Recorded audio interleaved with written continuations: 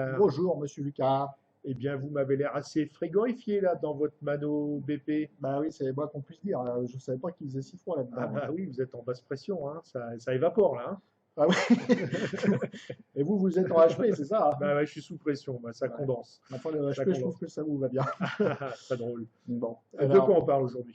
je suis ici pour vous rappeler les promesses que vous m'aviez faites il y a fort longtemps Aïe, aïe, maintenant, aïe, hein. aïe, aïe. Oui, oui, oui, vos promesses de campagne. Oui, alors. Eh bien, vous vous souvenez que vous m'aviez expliqué comment calculer la puissance calorifique à partir du tracé d'un diagramme enthalpique? Oui, oui, oui, tout à fait. Eh Un bien, petit moment déjà. et puis vous m'aviez dit qu'on pouvait faire ça plus simplement. Ça me paraît difficile de faire moins simplement de toute façon avec Ouais, un logiciel. voilà, eh ben, le logiciel, si vous regardez sur votre gauche, Ouais. eh bien, vous voyez qu'il y a un logiciel qui est ouvert. Eh ben, je Ah me oui, propose d'accord. de vous montrer comment ça fonctionne. Ah bah d'accord, merci. C'est parti. Voilà, voilà. Donc ça, c'est quelque chose qui m'est familier là, ce que vous venez de faire apparaître à l'écran. Et oui, c'est le schéma du frigo que vous aviez qualifié le plus simple du monde, Oui. avec deux couronnes de cuivre, Exact. une à gauche pour l'évaporateur, une à droite pour le condenseur. Et là, je vous laisse regarder les mesures qu'on avait faites, à savoir BP 2 bars, HP 10 bars, température d'aspiration 5 degrés, température entrée au détendeur, qui était un capillaire ici, de 38 degrés. L'hypothèse était que le fluide se réchauffait de 15 degrés Dans le compresseur. dans le compresseur hermétique. Et nous avions aussi mesuré le volume balayé du compresseur de 0,97 m3 par heure. Oui, oui, oui, oui. Voilà. Très bien. Donc je vous propose de reprendre toutes ces données-là et d'utiliser, mais cette fois-ci, un logiciel qui va nous permettre de trouver la puissance frigorifique. Au lieu de faire ça avec le diagramme enthalpique. Voilà. Donc Donc ça ça va utiliser un diagramme enthalpique, mais numérique en fait, hein. Donc on n'aura D'accord. pas à tracer vraiment, il y aura juste des données à rentrer. Ça, c'est une bonne nouvelle. Eh bien, je me propose de vous montrer comment Ah faire. bah oui, d'accord. Montrez-moi ça, s'il vous Eh plaît. bien, c'est parti. Donc voilà ce fameux logiciel, là, monsieur Lucas. Oui, Alors, Alors, c'est quoi? le logiciel Dupont Réfrigérant Expert 4.0 à télécharger gratuitement sur Internet. Je vous mettrai le lien à l'issue de la vidéo. Pas mal, pas mal. Pas mal, hein? Ah ouais, c'est bien. Alors, je vous montre C'est bien. rapidement comment Oui. ça fonctionne. Oui, absolument. Alors, il faut toujours rentrer d'abord le fluide frigorigène utilisé. Rappelez-vous, nous utilisions du 134 à nous, je crois. exactement. Voilà. Ensuite, ici, sur la droite, vous avez des données à vous de les rentrer. Donc, on sait qu'on condensait à 11 bars absolus. 11 bars 11 absolus. bars absolus. Donc là, je ne peux pas rentrer la pression absolue, mais je vais, par l'intermédiaire de la température de condensation, je vais obtenir, vous voyez, en augmentant, j'obtiens 11 bars. D'accord, oui. Ce qui m'informe d'ailleurs qu'on condensait à 43 degrés. Ça veut dire qu'en fait, si je mettais ma main sur la couronne qui était chaude, j'aurais 43 degrés. Et c'était à 43 degrés au moment où on a fait la mesure de l'AHP. Très bien. Je fais la même chose pour l'évaporation, donc je ne connais pas la température d'évaporation, mais je connaissais la pression, ce qui Deux était bars. 2 bars relatifs, ce qui fait 3 bars absolus. Ok. Donc là pour l'instant, je suis à 2, donc je vais monter. Voilà. 0. Et voilà. Ouais, 1 pas mal, degré. Pas mal. 1, D'accord. 0, même, ouais, enfin, on est à Un peu près degré. 1 degré. 1 degré de température d'évaporation. Donc voilà, j'ai rentré 3 informations, le fluide, la condensation et l'évaporation. 1 degré de température d'évaporation. Donc ça, c'était si je mettais ma main Ouais. sur la couronne froide. Voilà. ça fait 1 degré. Ok. Le surfroidissement, c'est l'écart entre la température de condensation et la température à l'entrée du détendeur. Rappelez-vous, D'accord, alors, donc ouais. la température de condensation, on la connaît maintenant, c'est 43. 43. Et la température à l'entrée du détendeur, on vous rappelle, 38. 38, donc ça fait un écart de 4. 38 moins 43, c'est ça? ça fait 5. C'est bien. Ça fait 5. Tout à fait, c'est parfait. Et Ça fait la surchauffe. La surchauffe, c'est pareil, c'est un écart. C'est l'écart entre la température d'évaporation, qui est 1 ici, et la température à la sortie de l'évaporateur. Mais nous, on a un petit peu modifié, on va prendre à l'entrée du compresseur. Et donc, Et là, on avait mesuré, donc, on avait mesuré 5, je vois, 5 5 degrés, mais comme on évapore à 1, 5 moins 1, 4. ah, bah, bien, j'avais là, raison. là, c'est bien. J'avais raison. c'était Avec un 4. temps d'avance, vous avez bien raison.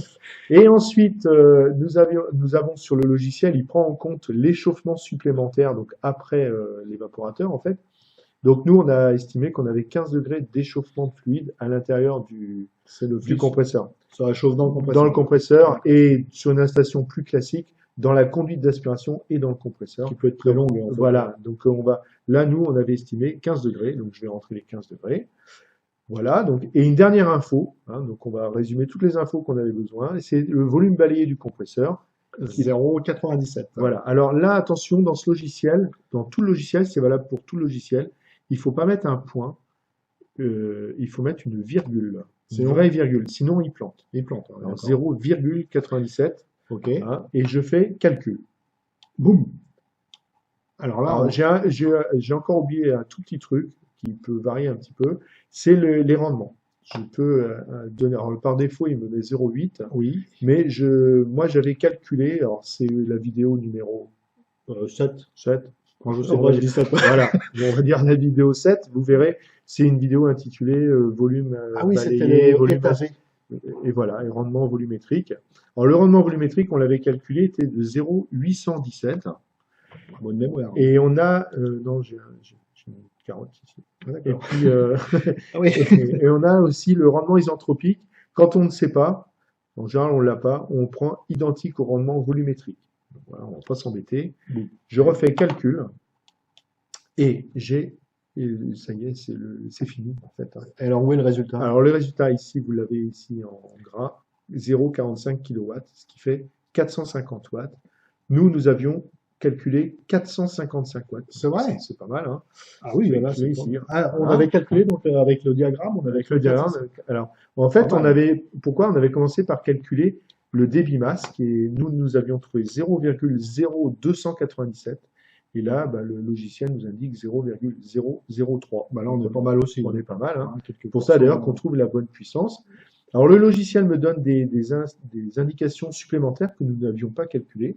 Il nous donne la puissance absorbée. Alors méfiance, c'est la puissance théorique. Hein, il n'est pas capable de calculer autre chose. Puissance absorbée. Au flux, la puissance théorique fournie au fluide frigorigène, absorbée par le fluide frigorigène. La puissance de compression théorique. Ah, la puissance du compresseur. Voilà, donc il nous dit que pour faire, Comme voilà, une dans les pompe, conditions qu'on a indiquées, pour fournir 450 watts, il faut fournir 110 watts de D'accord. puissance au fluide, mais attention à prendre avec des pincettes, parce qu'il y a tout un tas de rendements à rajouter pour avoir la vraie puissance électrique absorbée. Ok. On en reparlera, je pense que là, il faudra qu'on fasse une vidéo là-dessus. Non, bah, je veux bien, ouais, parce que là, Voilà. en plus, vous voyez en dessous la puissance calorifique. C'est Donc- quoi la différence avec la puissance frigorifique? Ah bah, la puissance calorifique, c'est la puissance rejetée au condenseur, donc sur la Sur couronne, la partie chaude. enfin, c'est la partie chaude. Et donc, bah, cette puissance est toujours plus importante que la puissance frigo, parce Ah ouais. parce que bah, ça se voit sur le dessin en fait, hein. Ça se voit, ça. C'est parce que les deux horizontales là, c'est proportionnel. Donc celle d'en bas à la puissance frigo, celle d'en haut à la puissance calorifique. La différence, c'est peut-être dû au compresseur qui. Exactement, l'écart entre les deux, bah, c'est la puissance absorbée par le fluide frigorigène pendant la compression. Donc le condenseur rejette la puissance absorbée à l'évaporateur, D'accord. plus la puissance gagnée pendant la compression. Comme une pompe à vélo, hein. Moi, je m'excuse, Voilà. mais moi, Voilà, tout à fait. une pompe à vélo, quand on gonfle, Et ben elle chauffe. voilà. Et donc cette chaleur, elle est rejetée au condenseur. C'est pour ça qu'il a une puissance plus importante. Et pour montrer un peu le rendement de cette machine, on ne peut pas parler de rendement, mais on parle plutôt d'un coefficient de performance. C'est le rapport entre la puissance utilisée sur la puissance absorbée. Donc si je divise 0,45 puissance Par utilisée 0,11. par 0,11 puissance théoriquement consommée, eh bien j'obtiens 4,13. Alors qu'est-ce que ça veut dire? Ça veut dire que pour 1 kW dépensé, je fournis 4,13 kW de froid. Alors là, il Mais faudrait ça reste que, très théorique. il faudrait que vous m'expliquiez effectivement tout ça dans une autre vidéo. Voilà. peut-être, parce que je sais pas si on a le Voilà. temps, mais. Et pour finir, Ouais. utilisation très rapide du logiciel.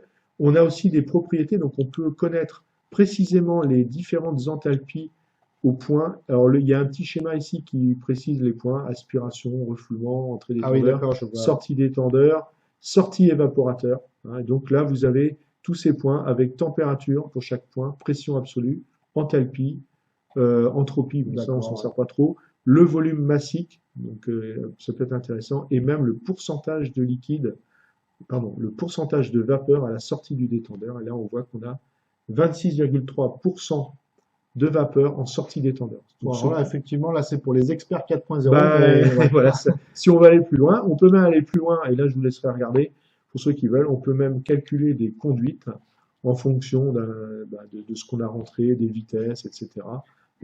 Ça va donner la taille des tuyaux, en fait. Voilà, il peut nous calculer les En diamètres fonction des nécessaires. longueurs et des Voilà. coudes et tout Bon, ça. là, ça mériterait aussi Ah Mais bah, moi, j'utilise un autre logiciel gratuit pour ça, ah bah, qui fera aussi peut-être moi, je veux bien que vous une montriez vidéo tout ça. si les gens nous le demandent. C'est un petit appel. Voilà pour la présentation rapide du Alors, pont moi, réfrigérant. j'essaierais bien un truc, si je puis me permettre. Si Oui. j'essaye avec un autre fluide, qu'est-ce Tout que à ça fait. donnerait? Bah, allez-y, 404 par exemple. C'est... Alors là, c'est intéressant.